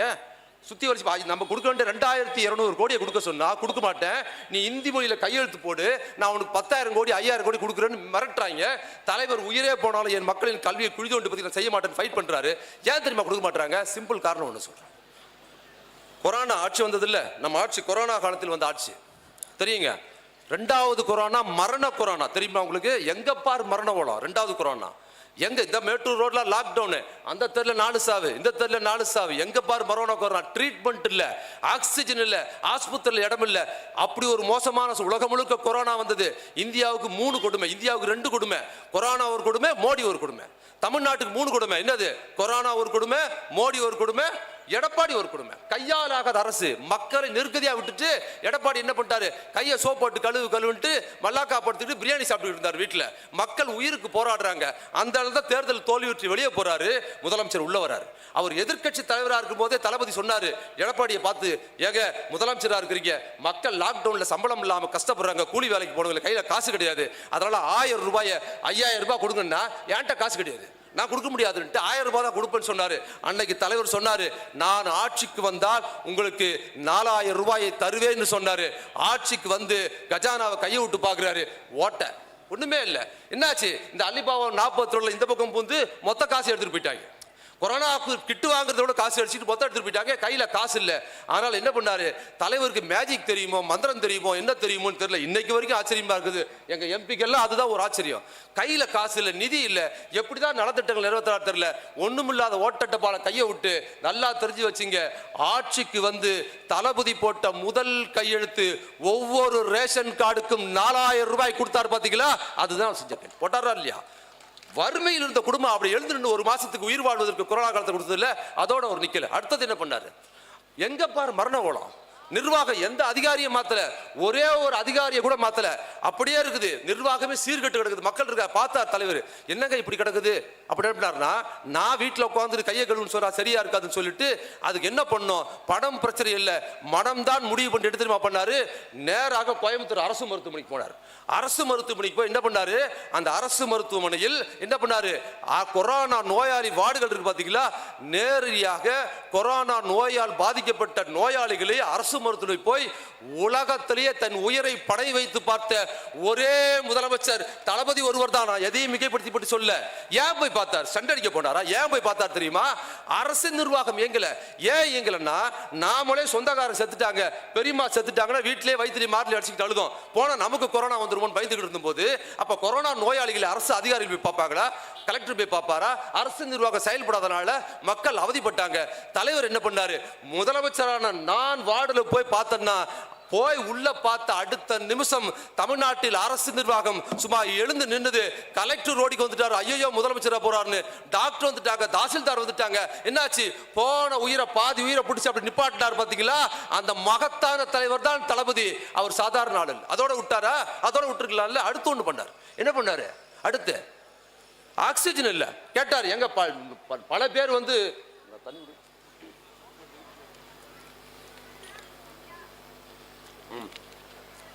எல்லாம் ரொம்ப சிறப்பா கேட்குறீங்க. நான் அமைதியா விட்டா இவ்வளோ அமைதியா இருக்குதே, ரொம்ப ரொம்ப நன்றி, மகிழ்ச்சி.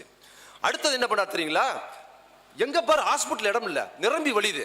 வீட்டில் நோயாளிகள், வீட்டில் ஒரு நோயாளி வந்துருச்சுன்னா அவங்களை தனிமைப்படுத்தி ஹாஸ்பிட்டல் கொண்டு வரணும்.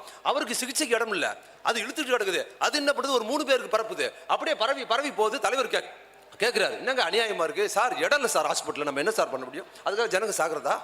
கேட்டு அடுத்து ஒன்று பண்ணாரு. இப்போ லாக்டவுன் தானே?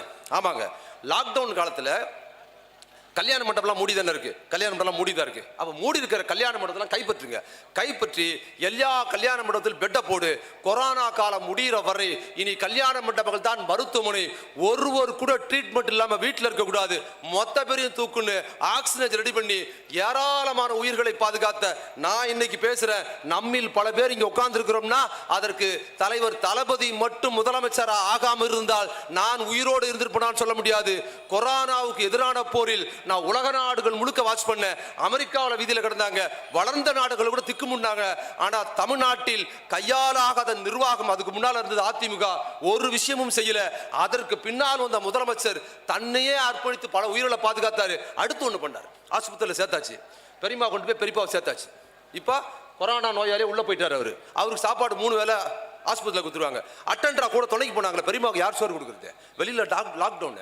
அது மாதிரி ஆயிரக்கணக்கான பேர் ஒவ்வொரு மருத்துவமனையில வெளியே கிடக்குறாங்க, எல்லாரும் கிடக்குறாங்க, பட்டினியை சாகுறாங்க. தலைவர் கேட்டாரு, கொரோனால சாகுறாங்களோ இல்லையோ இந்த மக்கள் பட்டினியை செத்துருவாங்களே, இதுக்காவது வழி பண்ணுங்கன்னு கேட்டா நாங்க என்ன பண்ண முடியும்ட்டாங்க. அப்ப என்ன பண்ணாரு முதல்வர், அறநிலைத்துறை அமைச்சரை கூப்பிட்டார், சேகர் பாபன் கூப்பிட்டார். கூப்பிட்டு, ஏங்க இப்போ லாக்டவுன், கோயில்லாம் மூடி தானே இருக்கு, மூடி தான் இருக்கு. அப்போ கோயிலில் நம்ம தினமும் அன்னதானம் போடுவோம்ல, அன்னதானம் போடுவோம். அப்போ அன்னதானத்துக்கு வாங்கின அரிசி பருப்பு இல்லாமல் சும்மா தானே இருக்கு, சும்மா தான் இருக்கு. அந்த அரிசி பருப்பு மொத்தத்தையும் தூக்கி கொண்டாந்து அரசு மருத்துவமனையில் இருக்குங்க. இனி கொரோனா முடியும் வரை கோயில் என்பது அரசு மருத்துவமனை தான். ஒருவர் கூட பட்டினியா, நான் மிகைப்படுத்தி சொல்ல, மேட்டூர்ல நடந்ததா இல்லையா? வெறும் அட்டெண்டருக்கு மட்டும் இல்ல, சாலையோரத்தில் வசிக்கிற மக்களுக்கு உணவு இல்லாமல் பல பேர் உயிரிழக்கும் நிலை இருந்த போது அந்த கொரோனா காலத்தில் மருத்துவமனையில் கொடுத்த இலவச உணவு பல உயிர்களை பாதுகாத்த மகத்தான தலைவர் தான் தளபதி. தெரிஞ்சுங்க. அதோட நின்னாரா 1000 ரூபாய் திட்டம். என்ன பண்றாரு, அடுத்த திட்டம் 1000 ரூபாய் கொடுத்தாரு. அந்த 1000 ரூபாய் எப்படி கொடுத்தாரு, எது கொடுத்தாருன்னு தெரியாது. 2 வருஷம் ஆயிடுச்சு. ஆளாளுக்கு கொம்பு இழுத்தாங்க. நீ இலவசம் கொடுக்குறேன்னு சொன்னா கொடுக்கல. இன்னொரு பக்கத்துல தமிழ்நாட்டை இலவசம் கொடுத்து சீரழிக்கிறாருன்னு சுப்ரீம் கோர்ட்ல கேஸ் போட்டா அந்த பாஜக காரன். அங்க போட்டுட்டு இந்த பக்கம் 1000 ரூபாய் கொடுக்குறேன்னு சொல்லிட்டு உங்களை ஏமாத்திட்டாரு. 2 வருஷம் ஆச்சுங்க. ஏன் 2 வருஷம் ஆச்சு? எடப்பாடி வார கேட்டாரு, ஏன் 2 வருஷம் ஆச்சு? ஏன் 2 வருஷம்னா மொத்த காசு நீ கொள்ளடிச்சிட்டு போயிட்ட. ஒரு பைசா மோடி கொடுக்க மாட்டாரு, கொடுக்க வேண்டிய காசு கொடுக்க மாட்டாரு. இதுனா பொங்கலுக்கு கொடுக்குற மாதிரி 1000 ரூபாய் ஒரு முறை கொடுத்துட்டு விடுறதா? மாசம் கொடுக்கணும். ஒரு மாசம் கொடுத்துட்டு ஒரு மாசம் விட முடியாது. அப்ப என்ன பண்ணாரு, 2 ஆண்டுகளாக தலைவர் அந்த பணத்தை சேமித்து நிதியமைச்சர்கிட்ட கேட்டாரு, மின்சார அமைச்சர்கிட்ட கேட்டாரு, கூட்டுறவுத்துறை அமைச்சர் கேட்டாரு, எப்பா எங்க பெண்களுக்கு காசு கொடுக்கணும், கொடுப்பான்னு அதை சேமிச்சு கையில் பணம் சேர்ந்த உடனே அறிவித்தார். அவர் அறிவித்து ஆகுது, குறித்து வைத்துக்குங்கள் மக்களே. தலைவர் பெண்களுக்கு 1000 ரூபாய் கொடுக்கிறார்ல, வாங்குகிற 1000 ரூபாய் வாங்குகிற பெண்கள் அவர்களின் மரணம் வரை நிற்காமல் தருவார்கிறத தெரிஞ்சு வச்சுங்க. இந்த சாதனை சாதாரண விஷயம் இல்ல. கையில ஒரு பைசா இல்லாமல் கொடுத்திருக்கிறாரு. பஸ் கொடுக்கிறாரு. கட்டணமில்லா பேருந்து இப்ப மட்டும் பணம் கொடுக்கல ஒரு பக்கம் ஃபைட் பண்றோம். இந்த பக்கத்துல என்ன பண்றாரு, நாடாளுமன்றத்தில் அசிங்கப்படுத்தி விட்டாருங்க மோடி அரசு. கல்விக்கு 2500 ரூபாய் குடியா 2200 ரூபாய் குடியா கொடுக்க முடியாது கையெழுத்து போட்டுன்னு சொன்ன போது என் உயிரை போனாலும் முடியாதுன்னு சொல்லிட்டு மாநில நிதியிலிருந்து அவர் என்ன பண்றாரு, அந்த தொகையை எடுத்து கொடுக்கிறாரு பாருங்க. இது அவங்களுக்கு உறுத்துது. பெண்களுக்கு என்ன பண்றாரு, இலவச பேருந்து கட்டணம் கொடுக்குறாரு, காலை உணவு திட்டம் ஒன்று கொடுக்குறாரு. அந்த காலை உணவு திட்டம் பாத்தீங்கன்னா அரசு பள்ளியில் படிக்கிற குழந்தைகளுக்கு அவ்வளவு சிறப்பா அது பெண்களுக்கான திட்டமாகவும் இருக்குது. காலை உணவு திட்டம் குழந்தைகளுக்கு மட்டும் இல்ல, ஏன்னா காலையில பெண்களுக்கு வீட்டுல குழந்தைகளுக்கு என்ன சமையல் செய்யறதுங்கிற பிரச்சனை, அதுல இருந்து ஒரு விளக்கு கொடுக்குறாரு. அது மட்டும் இல்லாம அடுத்தது என்னது, காலையில நீங்க சமையல் செய்யணும்னா குழந்தைகளுக்கு டிஃபன் பண்ணணும்னா ஒரு குறைந்தது 50 ரூபாய் செலவாகும் ஒரு குடும்பத்துக்கு இல்லையா, குழந்தைகளோட சேர்த்து ஒரு 4 பேர் சாப்பிடணும், அந்த 50 ரூபாய் மிச்சம். நேரடியா ஒரு நன்மை, மறைமுக நன்மை. இலவச பஸ் பயணம் இங்க இருக்குது. இந்த சிவன் கோயில்ல வந்து ஒரு அம்மா பூ விக்கிறாங்க. அன்னைக்கு வந்து பிரதோஷம் நல்லா வியாபாரம்னு வச்சுக்கோங்க. சனிக்கிழமை விற்கிறாங்க. அன்னைக்கு சிவன் கோயில்ல கூட்டம் இல்ல, பெருமாள் கோயில் தான் கூட்டம்னா முதல்ல உட்காந்து பூ 500 ரூபாய்க்கு வாங்கினா வீணா போயிடும். இப்ப என்ன ஆகுது, தலைவர் கொடுத்த பஸ் வந்து சிவன் கோயில்ல கூட்டம் கம்மியா இருக்குன்னா எங்க பெருமாள் கோயில் இருக்குது, எங்க திருவிழா நடக்குதோ அந்த பஸ்ல ஏறி அந்த அம்மா 500 ரூபாய் பூய அமக்கிழமை 1000 ரூபாய்க்கு மேல வித்துட்டு சூப்பரா தட்டிட்டு போகுது. பாத்தீங்களா, நேரடியாக மறைமுகமாக வருது. இந்த மேட்டூர்ல இருக்கிற நம்ம பொண்ணு எங்க சேலத்துக்கு துணி கடைக்கு வேலைக்கு போகுது. துணி கடைக்கு வேலைக்கு போனா என்ன பெரிய சம்பளம் கொடுத்துட போறாங்க, ரொம்ப குறைவான சம்பளம். முதல்ல பாதி காசு என்ன பஸ்ஸுக்கே போயிடும். இப்ப என்ன ஆயிடுச்சு, தலைவர் இலவச பஸ் கட்டணமில்லா பேருந்து கொடுத்த உடனே நம்ம மகள் இங்க இருந்து பஸ் ஏறி சேலத்துக்கு போச்சுன்னா வீட்டுல இருந்து ஏதோ சாப்பாடு கட்டிட்டு போய் அங்க சாப்பிட்டுட்டு பஸ் காசு எதுவும் இல்ல, அப்படியே அந்த காசை வீட்டுல கொண்டு வந்து கொடுக்குது பாருங்க. இது போன்ற பல திட்டங்களை போட்டு சுத்தி வளைச்சு என்ன பண்ணிட்டாரு, பாஜக 10 காசு கொடுக்கல, அவங்க தலையை பிச்சுக்கிறாங்க. நம்ம காசையே கொடுக்கல, எப்படி கொடுக்குறாருன்னு. இப்ப கூட பணம் கொடுக்காத போது எனக்கு பணம் கொடுக்கலன்னு ஃபைட் பண்ணிக்கிட்டு இருக்கும் போது சும்மா விடல. இந்த மகளிர் தினம் வந்தது. மகளிர் தினம் அன்னைக்கு என்ன பண்ணாரு, பெண்களுக்கு ஆட்டோ ஓட்டுகிற பெண்களுக்கு 1 லட்சம் ரூபாய் மானியம் இலவசமாக தருவேன் அறிவித்து அது ஒரு பக்கம் கொடுத்துருக்கிறாரு. அதே மாதிரி என்ன பண்ணாரு, மகளிர் சுயதுக்குள் இருக்கிற பெண்கள் 100 கிலோமீட்டர் வரைக்கும் 25 கிலோவை இலவசமாக கொண்டு போலான்னு அறிவிக்கிறாரு. இது இவங்களுக்கு பைத்தியம் பிடிக்குது. ஏன்னா என்னடா நம்ம எதுவுமே கொடுக்கல, அப்படி இருக்கும் போதே இந்த பெண்களுக்கு இவர் அள்ளி கொடுத்துக்கிட்டே இருக்கிறார் காசு. அப்ப ஒண்ணும் இல்லாத போதே கொடுக்கிறாரு. நமக்கு ஊருக்கு 5 ஓட்டு கூட கிடைக்க மாட்டேங்குது பாஜகவுக்கு. இவருக்கு கொடுக்க வேண்டிய நிதியை நம்ம கொடுத்துட்டோம்னா அந்த காசையும் எடுத்து இந்த ஊர் பெண்களுக்கு இன்னும் அள்ளி பல நலத்திட்டங்களை செஞ்சுட்டாருன்னா ஒரு ஊர்ல 2 செல்லாத ஓட்டு கூட பாஜகவுக்கு உழாது என்கிற பயத்தினால் தான் அவர்கள் நமக்கு கொடுக்க வேண்டிய நிதியை தடுத்து வைக்கிறான். இது திமுகவுக்கு எதிரானதல்ல, தெரிஞ்சு வச்சுங்க. நமது பெண்களுக்கு எதிராக நமக்கு எதிராக செய்யற சதிங்கிறத புரிஞ்சு வச்சீங்க. என்ன பண்ணிட்டானுங்க, இதெல்லாம் கேட்ட உடனே அவனுக்கு ஜெயிக்க முடியல. 2018 ஆகஸ்ட் மாதம் 28ஆம் தேதி தண்ணி கொடுங்க,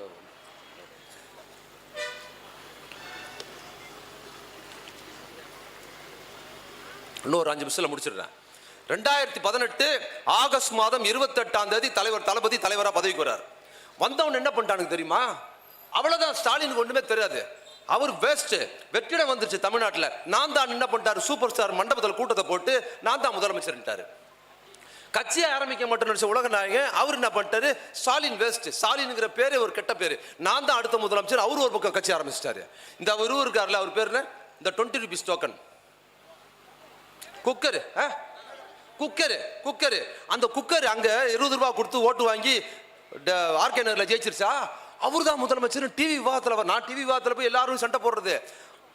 எல்லாம் என்ன பண்ணிட்டாங்க, ஜெயலலிதா போனதுக்கு பிற்பாடு அடுத்த முதலமைச்சர் திமுக எதிர்ப்பாளர், அண்ணா திமுக காரங்க இல்ல, திமுக எதிர்ப்பாளராக இருக்கிற பல பேர் என்ன பண்ணிட்டாங்க, நடுநிலையாளர்கள் பேர்ல தினகரன் தான் முதலமைச்சர். இந்த மாலன் ஒரு ஆளு, அதுக்கப்புறம் அந்த சுமந்த் சி ராமன் ஒருத்தர், இப்ப நமக்கு ஆதரவா பேசுற அந்த பத்திரிகையாளர் வந்து லட்சுமணன் ஒருத்தர், இந்த தராசு சியாமி, இவங்க எல்லாம் என்ன பண்றது, தினகரன் தான் நம்மகிட்ட சண்டை போடுறது. தினகரன் தான் அடுத்த முதலமைச்சர்.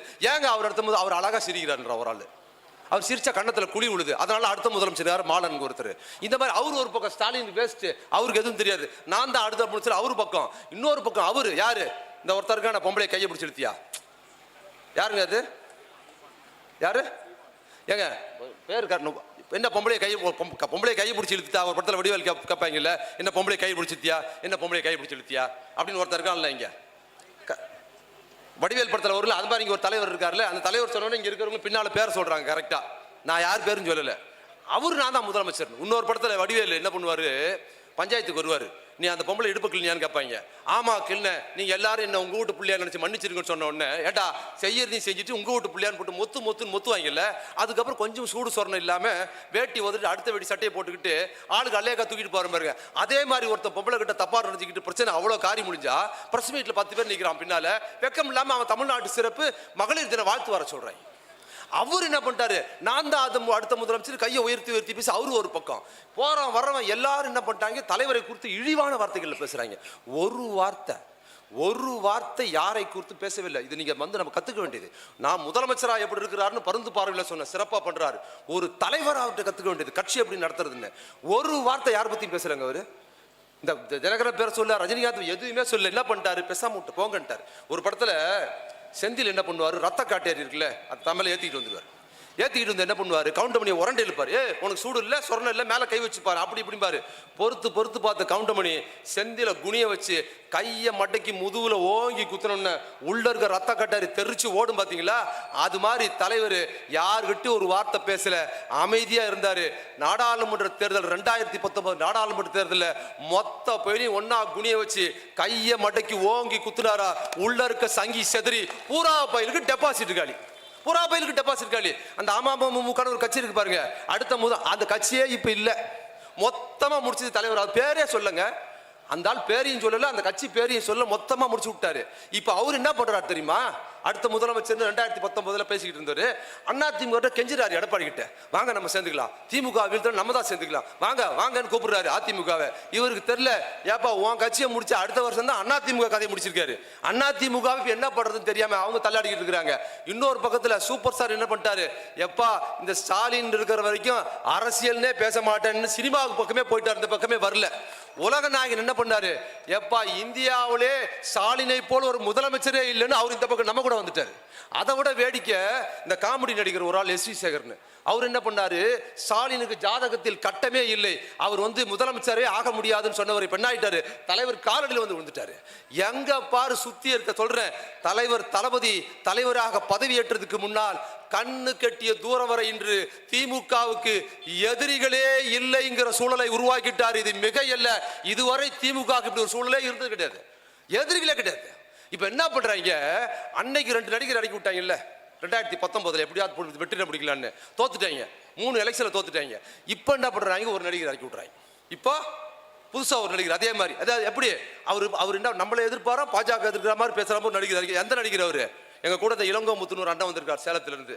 அவர் ஒரு வசனம் சொல்லுவார், அவன் சொன்ன வசனம் என்ன வசனம் தெரியுமா, ஒரு முறை நான் முடிவு பண்ணிட்டா என் பேச்ச நானே கேட்க மாட்டேன்னு. ஏன்டா உன் பேச்ச நீயே கேட்கலன்னா நாங்க யாருக்கிட்டா கேட்கணும். இது மாதிரி கோமாளிகள்லாம் இறக்கி விட்டுட்டு அவர் முந்தா நாள் அவர் பேசுற பேச்சு என்ன, முத்துவேல் கருணாநிதி ஸ்டாலின் அப்படி இப்படின்னு, என்ன நீ அப்படி பண்ணிட்ட இப்படி பண்ணிட்டேன்னு, ஏதாவது கொஞ்சமாவது மனசாட்சி நேர்மைன்னு இருக்கா இவங்களுக்கு. எவ்வளவு ஜனநாயகமாக எவ்வளவு நாகரிகமாக எதிரிகளிடமும் பேரன்பு செலுத்துற தலைவராக இருக்கிறாரு. நீங்க என் கூட்டத்தை பொய் சொல்றான் கூட்டத்தை நடத்த உள்ள. எப்படி நீ துப்பாக்கின்னு ஒரு படம் வந்த போது அன்னைக்கு ஜெயலலிதா முதலமைச்சராக இருந்தாங்க, இங்க உன் படம் ரிலீஸ் பண்ணவே முடியல, உண்டா இல்லையா, படத்தை ரிலீஸ் பண்ணவே விடல.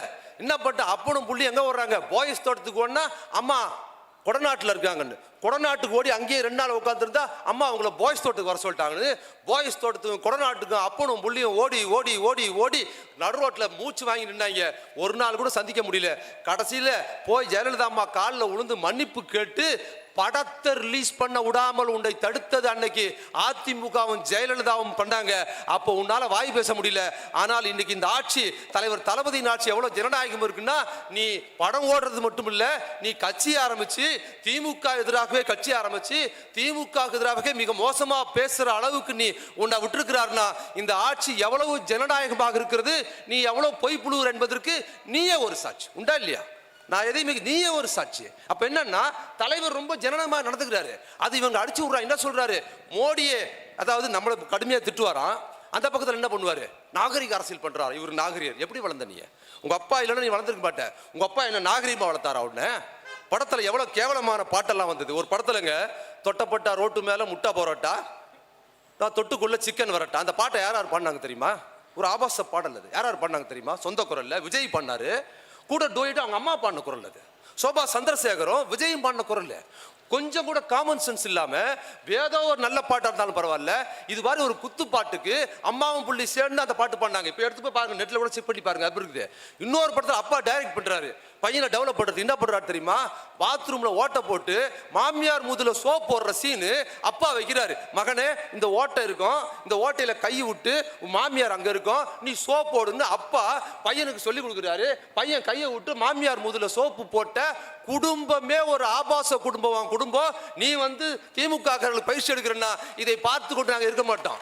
நீ வேற டைரக்டர் படத்தில் நடிச்சு பேசலாம் சொல்லல. உங்க அப்பா நீ இவ்வளவு தூரம் வளர்ச்சி அடைவதற்கு தெரிஞ்சு வச்சுக்க, எத்தனை பெண்களை உன் தந்தை திரைத்துறையில் ஆபாசமாக மாரபங்கப்படுத்தி காட்சிகள் வச்சிருக்கிறார் தெரியுமா? சங்கவியின் நடிகை, இன்னொரு நடிகை, இது போன்ற பல நடிகைகளை உடல் ரீதியாக காட்டி உன் படத்தை ஓட வச்சதுல உன்னோட அந்த வெற்றிக்கு பின்னால் பல நடிகைகளின் துயரமும் அவங்களோட தியாகமும் தான் உன்னை வளர்த்திருக்கு. நீ பெரிய கொள்கை சேர்ந்தவர்கள, உன் குடும்பமே ஆபாச குடும்பமா படம் எடுத்துட்டு நீ நாங்களாம் பேசுறது கிடையாது, பேச வேண்டிய கட்டாயத்தை ஏற்படுத்துற. இன்னும் கதை எடுத்துன்னு வச்சுங்க, ரொம்ப நாரிடும், மைக்கே வைக்க முடியாது. அப்படி இருந்துகிட்டு நீ நாகரிக அறிக்கை பேசலன்னா யாருக்கு எதிராக? சும்மா கதை விடுறது, அள்ளி விடுறது.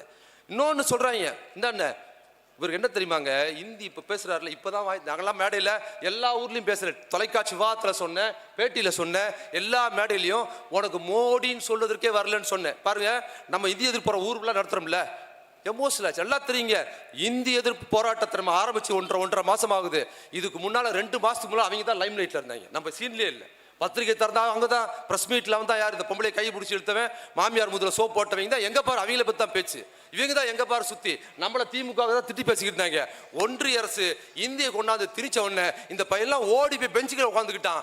இன்றைக்கு தமிழ் மக்களை பாதுகாக்கணும்னா அது திமுக மட்டும்தான். தமிழ்நாடு முழுக்க ரோடா கூட்டம் போட்டு நாங்க கத்திக்கிட்டு இருக்கோம். நான் திமுக காரன் கிடையாது, நான் திமுக காரன் கிடையாது, நான் திராவிட ஆதரவாளர். நான் ஒரு பெரியார் அம்பேத்கர் மார்க்ஸ் கண்ணோட்டத்தில் அரசியலை எழுதி பேசிக்கிட்டு இருந்தவன். நான் எதற்கு வரேன்னா, தேர்தலுக்கு முன்னாலேயே திமுக எதிர்ப்பாளராக இருக்கிறவன் பூரா பொய் பேசுறான், திமுகவை நேர்மையை விமர்சிக்கிறது இல்லை.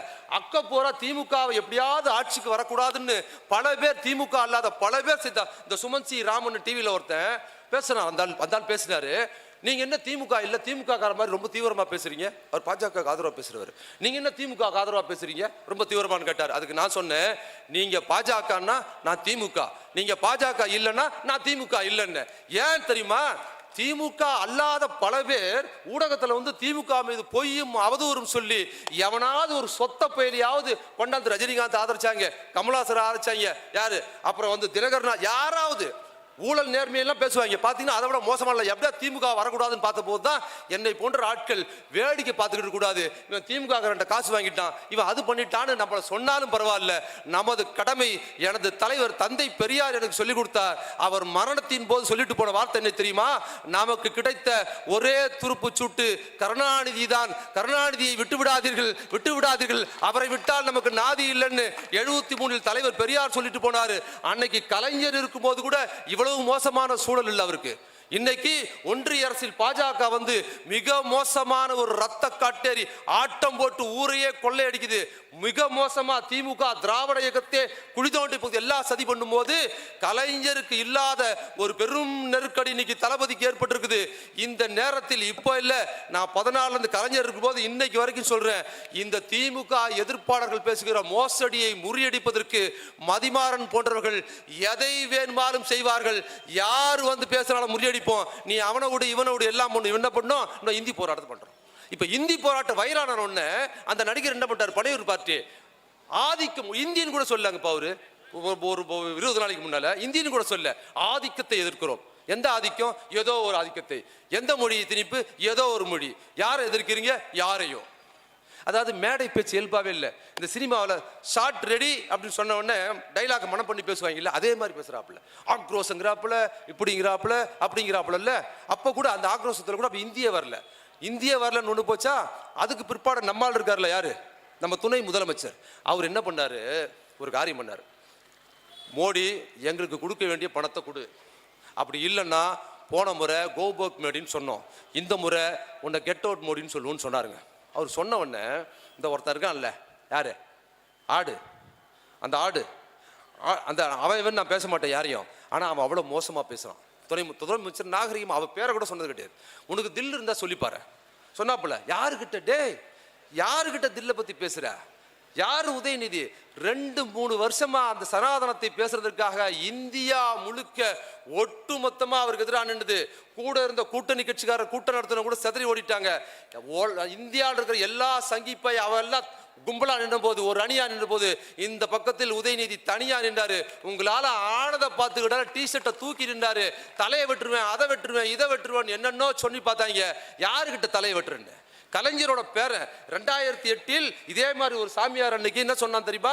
கலைஞர் வந்து தலையை சீவு வேணாம், கலைஞர் தலையை சீவுன்னு சொன்னோம்னா கலைஞர்கிட்ட கேட்டாங்க பத்திரிகையாளர், ஏங்க உங்க தலையை சீவுன்னு ஒரு சாமியார் சொல்லியிருக்காங்க. கலைஞர் சொன்னாரு, என் தலையை நான் சீவியே 30 வருஷம் ஆச்சுன்னாரு. அவரோட பேரன். அவர்கிட்ட வந்து நீ உனக்கு தில்லு இருந்தா சொல்லி பாரு. யாருக்கிட்ட? டே நான் மன்னிப்பு கேளு, மன்னிப்பு கேளு. மன்னிப்பா? மன்னிப்பு கேட்பதற்கு நான் வந்தும் சவர்காரின் பேரன் இல்லடா, நான் பெரியாரின் பேரன் சொல்லி போங்கடா அப்படின்ட்டாரு. போங்க, உங்களால ஆனதை பார்த்துக்கிட்டாரு. சொன்னதுதான். நான் தவறா எதுவும் தப்பா எதுவும் சொல்லல அவரு. அதனால அந்த நேர்மையோடு நின்னாரு. எல்லாம் நின்ற போது தைரியமா நின்னார்ல. நீ சொல்லிப்பாருன்னு அன்னைக்கு சாயங்காலமே அறிவாலயத்துல கூட்டம், இளைஞரணி கூட்டம். நீங்க எல்லாம் போனீங்கல்ல மணிகண்ட அன்னைக்கு சாயங்காலமே கூட்டம். சாயந்தரம் இந்த ஆடு சொன்ன அன்னைக்கு சாயந்தரமே அறிவாலயமே அதிருது. என்னது? Get out Modi, get out மோடின்னு அண்ணா சாலையில் அறிவாலயத்தில் அதிர்ந்த இளைஞரணின் அந்த குரல் என்னாச்சு? இந்தியா முழுக்க ட்ரெண்ட் ஆகி என்னாச்சு? எங்கேயோ போய் get out Modi, get out மோடின்னு நார் அடிச்சிட்டாங்க. ஒரு படத்துல வடிவேல் என்ன பண்ணுவாரு? ஏன்டா என்கிட்டயா சண்டைக்கு வரீங்க?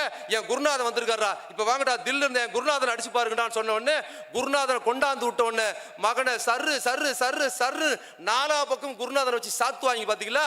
அது மாதிரி திமுக காரர்களும் தமிழக மக்களும் கெட் அவுட் மோடின்னு போட்டு மோடியை நார் அடிச்சு விட்டாங்க. இப்ப அண்ணாமலை நிலைமையாச்சு. என்ன குருநாதா, உங்களை மேல மனுஷ ஐட்டத்தி மாட்டை கலந்து அடிச்சிருக்கான் திமுக. நாரி போச்சு அவன் நிலைமை, நாரி போச்சு இல்ல. யாருகிட்ட பேசுற? அந்த உதயநிதி என்ன பண்ணாரு? கெட் அவுட் மோடின்னு சொன்ன உடனே இந்த பனையூர் பார்ட்டி என்னாச்சு? தொலைன்னு ஆயிடுச்சு. என்னடா எங்க பாரு இவங்க எல்லாருக்கும் நமக்கு ஒண்ணுமே இல்லையே, நம்மளும் ஏதாவது சொல்லும்ட்டு கெட் அவுட் மோடியில் மோடியை கட் பண்ணிட்டாரு. கட் பண்ணிட்டு என்ன பண்ணாரு? வெறும் மோடி வச்சுட்டு என்ன பண்ணாரு? அவ்வளவுதான், அதுக்கு மேல எதுவும் சொல்லல. மோடின்னு வச்சுட்டு போயிட்டாரா? போன 2வது நாள் அங்கிருந்து போன். எங்க இருந்து? டெல்லி மோடி ஆபீஸ்ல இருந்து அவர் ப்ரோவுக்கு ஃபோன் பண்ணி, ப்ரோ அந்த கெட் அவுட் சொன்னீங்களே யாரை சொன்னீங்கன்னு கேட்டிருக்காங்க மோடி ஆபீஸ்ல இருந்து. பாஸ் உங்களை சொல்லல பாஸ், கெட் அவுட் உங்களை சொல்ல, பி கேர்ஃபுல். என்ன சொன்னேன்? என்னையே சொல்லிக்கிட்டேன் கெட் அவுட்னு. கெட் அவுட் மோடின்னு கூட அன்னைக்கு சொல்லல. ஊரா காரி துப்பணும். நாங்க மேடையில பேசணும். உன்னால மோடிங்கிற பேரை கூட சொல்ல முடியல. நான் தான் கேட்டேன், வாதத்துல கேட்டேன். அவங்க ஆளுங்க விஜய் கிட்ட போய் சேர்ற அளவுக்கு கேட்டேன். கேட்டதுக்கு அப்புறம் நேத்து கூட்டம் போட்டு என்ன சொல்றாரு? நான் மோடின்னு பேரை சொல்லங்கிறீங்களே, இந்த இப்ப சொல்ற மோடிஜி அப்படின்னு சொல்லிட்டு நீங்க மாநிலத்துக்கு கொடுக்க வேண்டிய காசை கொடுங்க, மொழியை திணிக்காதீங்கன்னு சொல்லிட்டு அதுக்கு முன்னால என்ன தெரியுமா சொன்னாரு? நீங்க என்ன நாடகம் ஆடுறீங்களா? திமுகவும் பாஜகவும் நாடகம் ஆடுறாங்களா? நாடகம் ஆடுறேன்னு சொல்லிட்டு அடுத்தது என்ன சொல்றான்? போய் பாருங்க. அடுத்து என்ன சொல்றான்னா, மோடி அவர்களே தமிழ்நாட்டுக்கு கொடுக்க வேண்டியது அது நிதியை கொடுங்க, அப்புறம் தமிழ்நாட்டை வஞ்சிக்காதீங்கன்னு சொல்றேன்னா, மோடியும் பாஜகவும் மோடியும் தளபதியும் நாடகம் ஆடுறாங்கன்னா ஏன்டா எங்க காசு அவர் நிக்கணும்? நீயே சொல்றல பணத்தை கொடுன்னு. அப்ப பணத்தை கொடுக்க அப்படி நிப்பாட்டி வைக்கிறவரு எங்க கூட எப்படி உறவா எடுப்பாரு? எதையாவது ஒண்ணு சொல்லு, நாங்க உறவா இருக்கிறோமா இல்ல பகையா இருக்கிறோமா? முதல்ல உறவா இருக்கிறேன்னு சொல்லிட்டு 2வது பகுதியில் தமிழ்நாட்டையே வஞ்சிக்கிறேன்னு சொன்னா, தமிழ்நாடு வஞ்சிக்கிறது திமுகவுக்கு தான் வஞ்சிக்கிறாரு. எடப்பாடி இருந்தா இந்நேரம் இந்தி கையெழுத்து மொத்த கையெழுத்து போட்டு என்ன பண்ணிருப்பாங்க? ஒரு பாக்கெட் மிச்சர் வாங்கிட்டு ஓரமா உட்காந்து சாப்பிட்டு இருப்பாங்க. சிஏஏ எதிர்ப்பு கையெழுத்துல போட்டாங்க. இந்த வக்ஃப் வாரியத்தை இன்னைக்கு சட்டசபையில் ஆதரிக்கிறாங்க. நாளைக்கு முடிய போகுது ரம்ஜான் நோன்பு. இந்த மக்கள் இஸ்லாமிய பெருமக்களின் பெரும் துயரமான குடியுரிமை திருத்த சட்டத்தில் முஸ்லிம்கள் குடியுரிமை இல்லைன்னு சொன்ன கையெழுத்து போட்டவர் தான் எடப்பாடி. போட்டு வந்து இங்க நாடகம் நடிக்கிறாங்க. இதே ஊர்ல பல ஊர்களில் வந்து பெண்கள், இஸ்லாமிய பெண்கள் இருந்த போது தடிகுண்டடித்தவர் எடப்பாடி ஆட்சி நடத்தியா இது? அன்னைக்கு தலைவர் சொன்னார், நான் ஆட்சிக்கு வந்தேன்னா சிஏஏ நடைமுறைப்படுத்த மாட்டேன்னாரு. நடைமுறைப்படுத்தல. இப்ப என்ன ஆயிடுச்சு இவங்களுக்கு, இந்த நடிகருக்கு இதெல்லாம் பார்த்து ஒரே விஷயத்த பேசுறாரு. ஒன்னு திமுகவும் பாஜகவுக்கு கூட்டுங்கிறாரு, இந்த பக்கத்தை தமிழ்நாட்டை வஞ்சிக்கதாங்கிறாரு. சொல்லிட்டு அடுத்தது சொல்றாரு, அப்ப தமிழ்நாட்டை வஞ்சிக்கிறது தான் உண்மை. தமிழ்நாட்டை வஞ்சிக்கிறதுனா திமுகவும் பாஜகவும் கூட்டணி இருந்தா ஆட்சியில திமுக தான் இருக்கு. அப்புறம் எப்படி அது தமிழ்நாட்டை வஞ்சிக்க முடியாது இல்ல? திமுகவை வஞ்சிப்பதற்காகத்தான் என்ன பண்றாரு? தமிழ் மக்களை வஞ்சிக்கிறாங்க. திமுக ப்ராட்டஸ்ட் பண்றதுங்க தான் பண்றாரு. அடுத்தது ஒண்ணு சொல்றாரு, பனையூர் சொல்றாரு, மோடிஜி அவர்களே தமிழ்நாட்டை சாதாரணமாக எடை போடாதீர்கள். இதற்கு பின்புலத்தில் தமிழ் மக்கள் மத்தியில் ஒரு சிறப்பான வரலாறு இருக்குதுன்னு எச்சரிக்கை மாதிரி பேசுறாருல, அந்த எச்சரிக்கை என்னது? தமிழ் மக்களை சாதாரணமாக நினைக்காதீங்கன்னு சொல்றீங்கல்ல.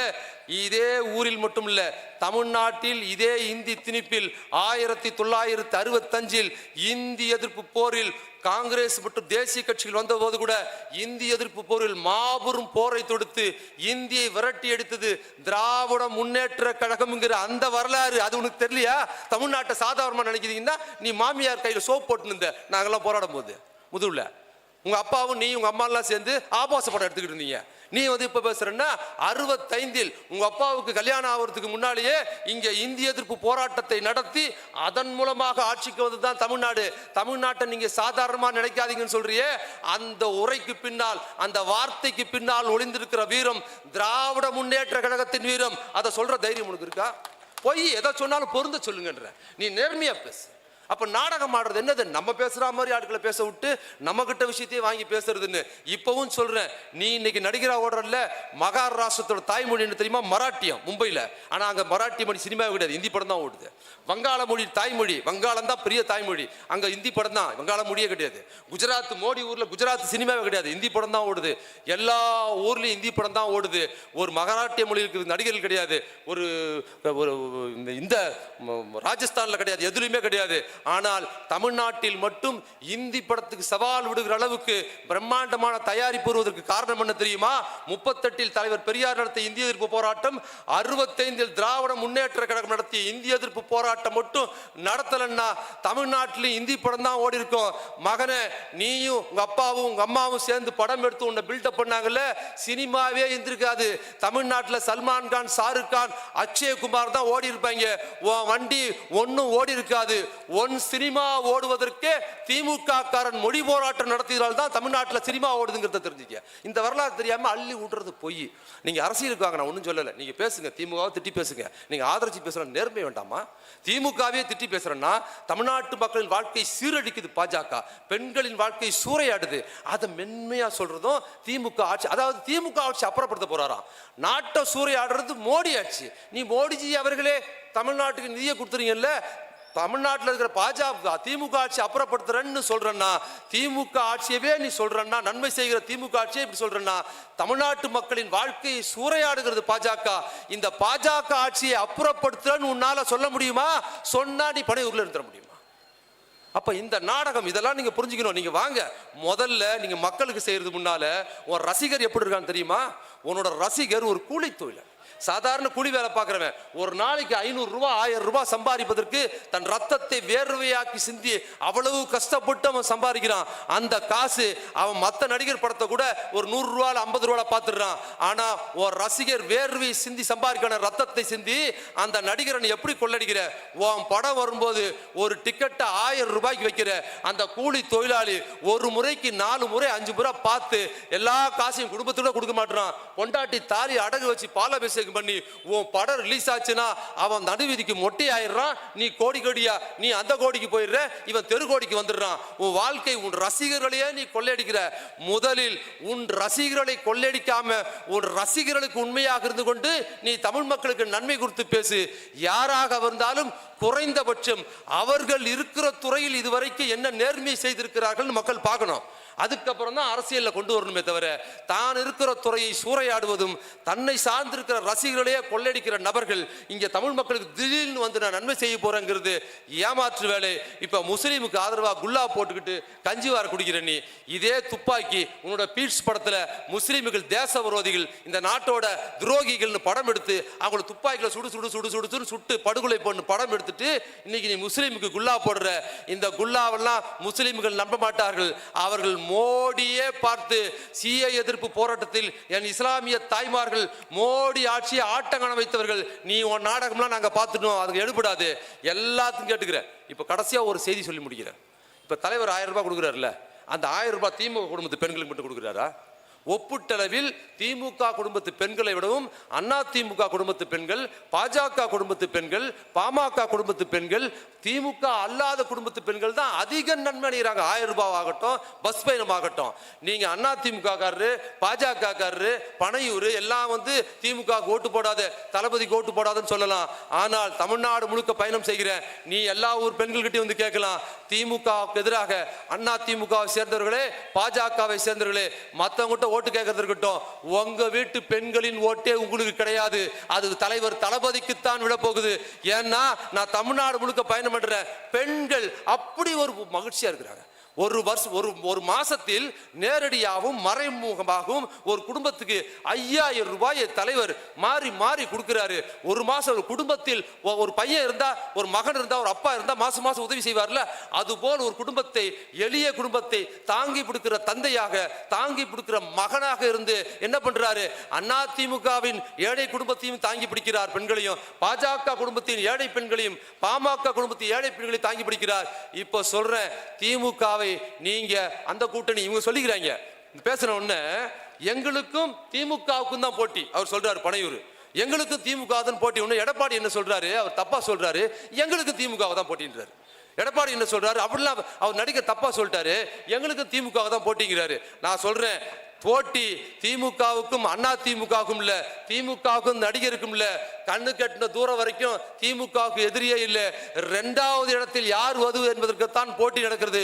வருகிற சட்டசபை தேர்தலில் தமிழக மக்கள் இந்த போலி மக்களை, போலி தலைவர்களை, தமிழக பெண்களுக்கு எதிரான இவர்களை ஓட ஓட விரட்டுவார்கள். வாய்ப்புக்கு நன்றி, வணக்கம்.